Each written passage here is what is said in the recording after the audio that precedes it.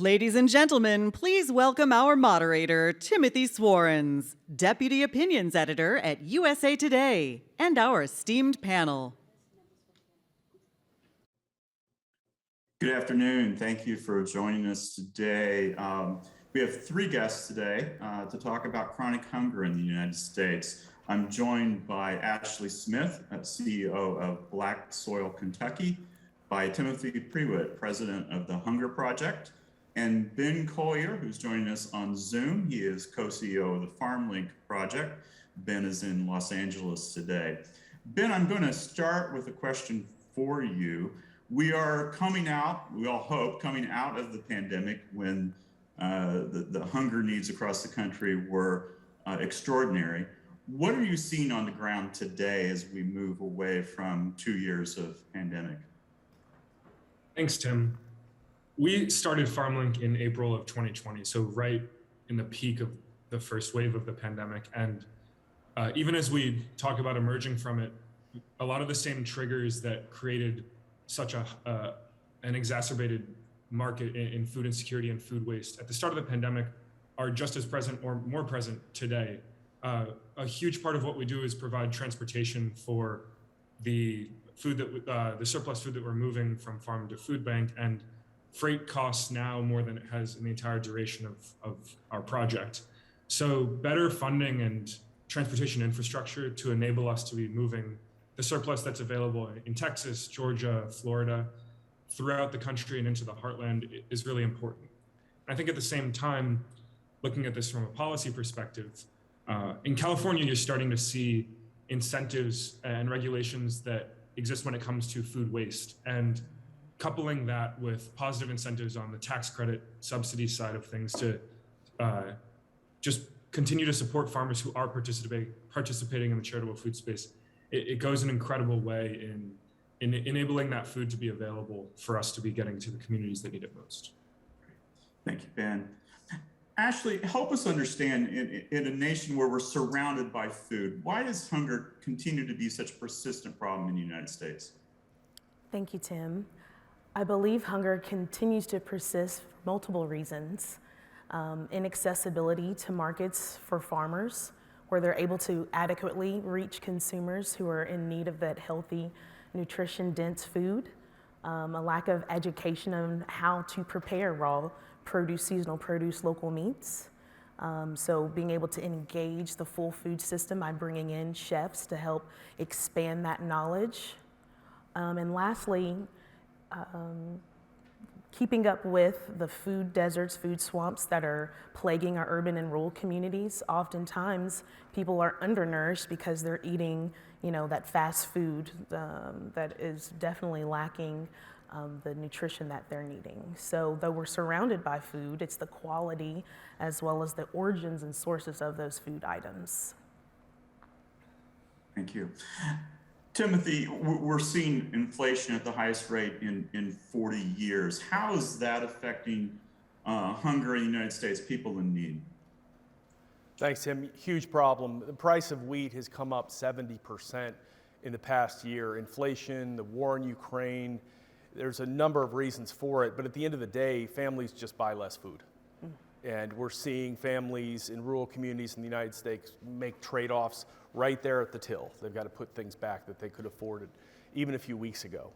So I think right now the outlook is a little grim for what's about to happen to the U.S. economy and how much people can afford at the checkout. Ashley, I want to come back to you to talk about hunger in rural America. We often think of hunger as being a problem in our cities, and it is, but it's also a problem in rural America, even though many of our farms are located there. What does hunger in rural areas look like? Well, as you mentioned in the question, your producers are oftentimes sending the healthy, nutritious food outside of their community in order to, bring income into their households. So as that food is leaving and going into our more urban communities or outside of the state often, you're seeing a lack of inventory on a local basis. So again, empowering the farmer and showcasing that they're pretty much the superhero amongst us, you know, growing these seasonal products, these specialty crops in order to extend into food deserts.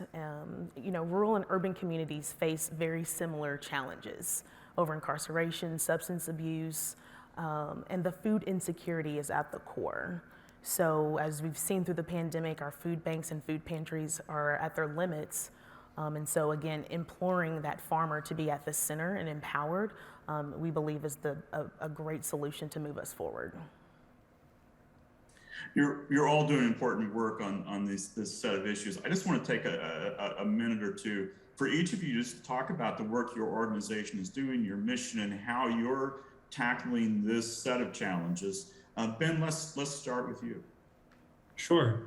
So our main mission is to help get the surplus and unmarketable produce from farms, wholesalers, the early stops in the supply chain to food banks and communities that need it most around the country. We are not a food bank, but rather an organization that's working to connect so many of the players that are growing food, moving it around the country, and helping distribute it in the charitable food space. Since founding in April of 2020, we've rescued almost 65 million pounds of produce, and our big goal moving into the future is to understand how we can support this process of food rescue in a self-sustaining way, to create services that reward the farmer for donating the food and sustain the transportation driver that's helping us get there, and enable the food bank or the charitable organization that's working to distribute this food in their communities to continue doing so without having to worry about their budget running out. You mentioned in the green room that you were a junior in college when you got involved with FarmLink, and it sort of changed your career path and mission. What prompted you to make such a big change? So we started FarmLink when everyone was home. It was initially a group of a few students, and then within a month it was a group of 100 students working on this, and everyone, I think, felt as though there was nothing more important during this time than to figure out how we could be supporting the broken food system. And since then, we've been lucky enough to see FarmLink grow and to gain a better and better understanding of the potential for our impact, to create an opportunity for this to be my full-time job, along with 11 other amazing teammates and the 80 students that continue to be the beating heart of this organization. That's great. That's inspiring. Timothy, tell me about Hunger Project, how you got involved, the mission of your organization. Yeah, great. Since 1977, we've worked to end hunger. That's been a global mission and has involved people from around the world. We had initially 6 million people signed up as a pledge to end hunger, and that pledge has taken us to today. Our focus now is working with communities to solve their own hunger, supporting them in their journey to end hunger. That, of course, involves food, but it also involves things like women's empowerment, water and sanitation, education and health. So it's a very broad effort, and again, we look at all the necessary requirements to end hunger. Last week I was in Ghana with the president of Microsoft. We went to one of our communities and worked on connectivity in a very rural area. And the purpose of that is not to simply get access to the internet, but rather to get access to information and resources to improve farming, to improve maternal and child health, and to ultimately end hunger. Recently, I was working with the director of the World Food Program in Yemen, who raised serious concerns. There's a long-standing war there. Raised serious concerns that the war in Ukraine would exacerbate hunger problems in Yemen and many other countries. Timothy, are you seeing that? Are you sharing those concerns in the countries that Hunger Project is working in? Absolutely. Again, it boils down to the consumer. What do they pay for food? For you and I, the cost of wheat is part of our food bill. It's relatively small. But if you're living on just $2 a day and you go to your local kiosk to buy food, chances are that's a significant chunk of your income that's going toward buying your food in a very raw way. So that 70% increase is very significant for those that live at that level. Ukraine and Russia combined produce about 12% of the world's calories. And that's been massively disrupted. Both the supply chains, the farming, the fuel, there's a huge disruption in the agricultural system that'll last long beyond, I believe, the conflict in Ukraine right now. 12% of the world's calories. That's an amazing stat. Ashley, let's talk about Black Soil Kentucky. What is the mission of Black Soil, and how did you get involved? The mission of Black Soil Kentucky is to reconnect Black Kentuckians to their heritage and legacy in agriculture. And so for the past 5 years, we've had the honor of serving Kentucky's 1.4% of Black producers. And that's through, as we speak in the context of hunger, bringing their products to the urban communities. We curate a CSA that's aggregated from statewide producers. It's supported by agritourism activities, farm tours, farm-to-table dinners. But again, in the context of hunger, it's helping community members build up their own empowerment and engagement by designing and curating food banks and food pantries that provide folks with dignity. So a lot of times when you are going to food banks, the food is of lesser quality, but by connecting them directly with those rural-based Kentucky Black farmers, we're creating solutions where folks are more engaged and excited to see the fresh produce, those local meats, fresh farm eggs. And so as we continue in our next 5 years, we're looking to integrate even more ag tech with youth, and utilizing technology to then further bring more solutions and more farmers to the field, so across urban farming as well as our rural homesteads. Great, thank you. Timothy, I want to go back to you.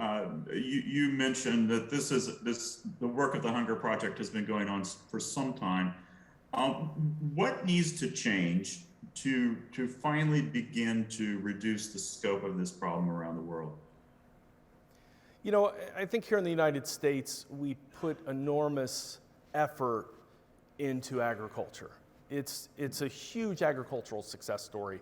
My grandparents farmed here in Kentucky a long time ago, and their farm was very simple. It was a mixed-use farm, a few animals, corn, vegetables.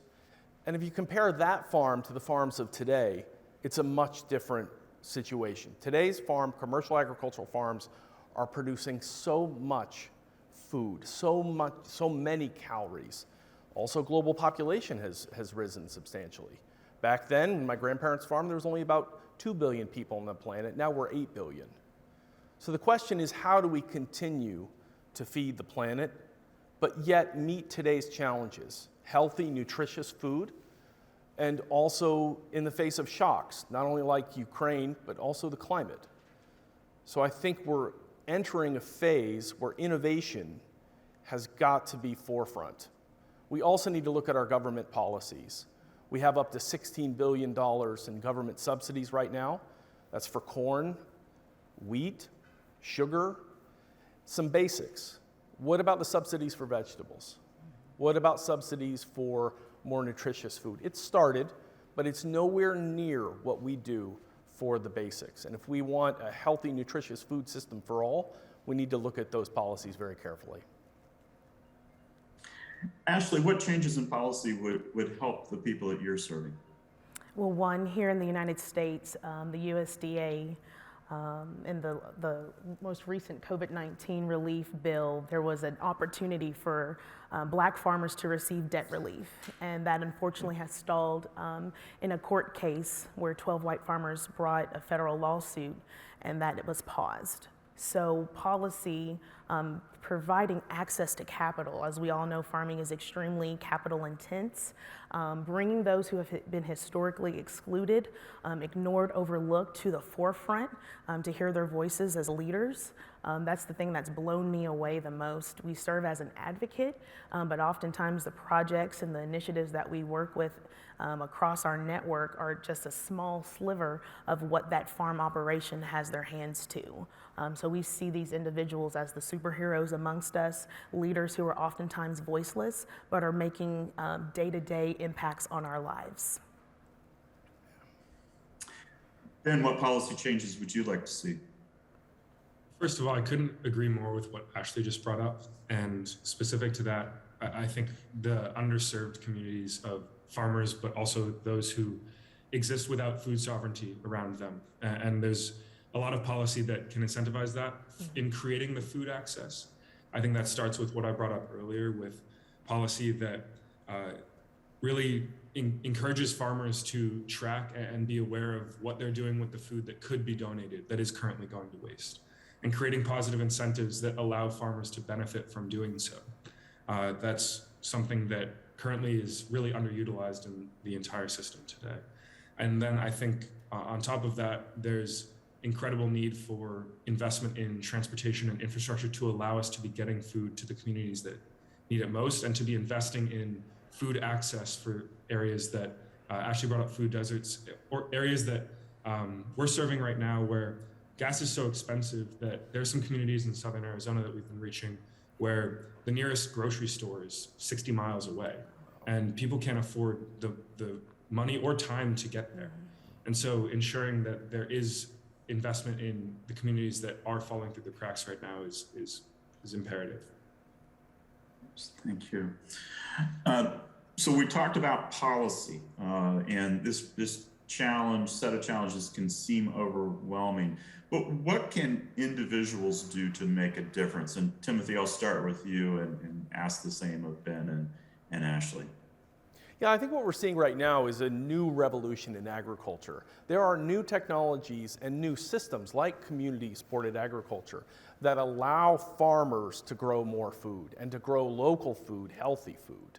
So I think individuals that do live in a farming community, there are opportunities. The economics aren't great, but there are opportunities to grow and increasing support systems. So I'm encouraged by the technologies that are out there, not only in growing food, but also storage and transport. There's kind of a new generation coming up, and I think young people like these two here today are really leading the way in innovation and showing us how it can be done in new and different ways. We need to allow for that innovation in our agricultural system.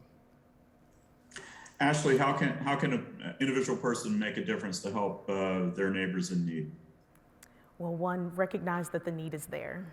COVID-19 in many ways was a great equalizer that caused many folks who were on the other side of poverty and having parity to their life started to experience hardship. Support your local farmer, visit your farmer's market, donate to your food banks, dignified food items that you and your family wouldn't like to enjoy as well. And lastly, advocate to your local elected officials. Again, we heard earlier about housing and zoning and planning. That also has implications on farming as well. So be informed of the opportunities and the access that is desperately needed for historically excluded and underserved farmers in particular. Yes. Ben, how can individuals make a difference? I can't not say that the individual can donate and support the organizations that they think are making a difference. But to address food insecurity, one thing that needs to happen is we need to create a shift in social perspective about the problem that we're trying to solve. 35 million people in this country are food insecure. And the problem is not that we need to get more food to food banks. The problem is that we need to strive for a system where 35 million people don't have to go to food banks to feed themselves and their families. Ashley touched on the dignity component. The problem that we're trying to solve is we want to create a world where everyone has equal access to feeding themselves with choice and consistency and dignity and respect. And if the individual can help raise awareness and be aware of their own actions in how they're approaching and thinking about that problem, that's a huge part of creating systemic change. Great. So we have just a minute left before the timer turns to red. Any last thoughts you want to share before we wrap up? And I'll open it to you first, Ashley, and then we'll go to Ben and Timothy. I'd just say if Mother Nature can't see who puts the seed in the ground, then why do we have such disparities in agriculture? And so you can shake the table to make a difference in the outcomes. Ben, lightning round, 15 seconds. I think that anyone who's watching this is already moving in the right direction for participating in change, and just keep being a part of it. Keep asking what you can do, and yeah, we'll make progress together. Timothy, you have the last word. We need healthy, nutritious food for all. It's time to reimagine our food systems and let innovation lead the way. Great. Thank you all. Thank you for the great work that you're doing. We appreciate you being here with us today. Thank you.